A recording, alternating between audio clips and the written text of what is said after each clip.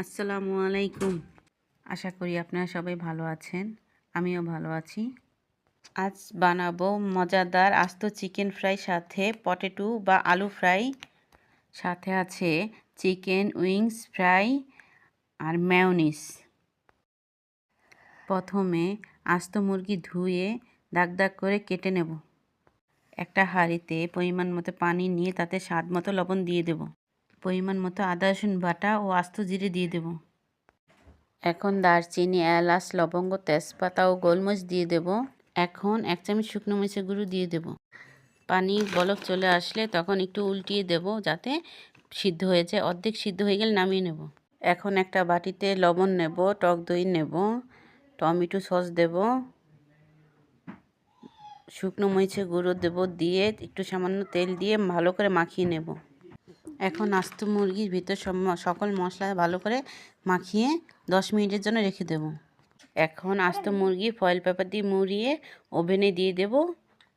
180 degree তাপমাত্রায় 30 মিনিটের জন্য কুক করতে দেব।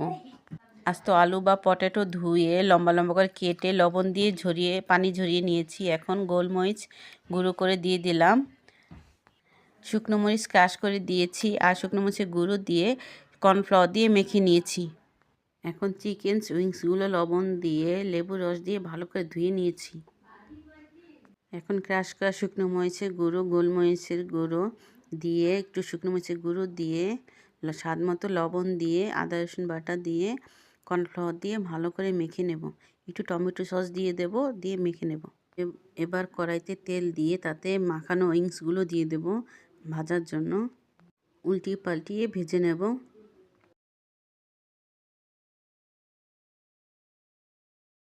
এবার একই তেলে কেটে রাখা আলু ভাজার জন্য দিয়ে দেব।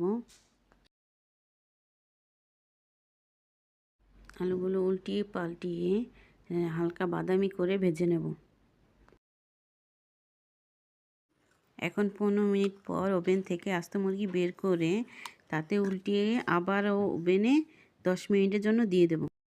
মেয়োনিজের জন্য 2টো ডিম নিয়েছি, ক্রাশ করে শুকনো মরিচ নিয়েছি, 3টে গোলমরিচ নিয়েছি, 2টো কাঁচামরিচ নিয়েছি, 1 চামচ লেবু রস নিয়েছি, পরিমাণ মতো তেল নিয়েছি, স্বাদ মতো লবণ নিয়েছি, 1 চামচ চিনি নিয়েছি, 1 চামচ গুঁড়ো দুধ নিয়েছি। এখন ব্লেন্ডার দিয়ে ভালো করে মিশিয়ে নেব। ব্যাস হয়ে গেল ঘরোয়াভাবে মচমচে চিকেন ফ্রাই সাথে উইংস ফ্রাই ও পটেটো ফ্রাই। তার সাথে আছে টমেটো সস ও মেয়োনিজ। ঘরোয়াভাবে